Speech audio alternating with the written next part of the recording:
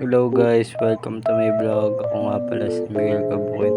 Ngayon ipapakita ko sa inyo ang last na pang-sampung sikat na halaman na madali lang palaguin sa loob ng bahay dahil hindi na kailangan ng sikat ng araw. Pang-sampu, bromeliad.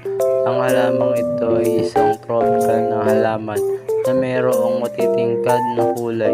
Merong itong dahon na animong plastic. Saka hindi ito nangangailangan ng masyadong sikat ng araw dahil maaari itong makasira sa bawat dahon nito, kaya kahit na liwanag lamang sa flores yan ay okay na. At sa wastong pangangalaga at sa atensyon, ang mga bromeliad ay maaaring umunlad at magbigay ng nakamamanghang kagandahan sa anumang panloob o panlabas na espasyo. Dito na nagtatapos. Salamat sa panonood.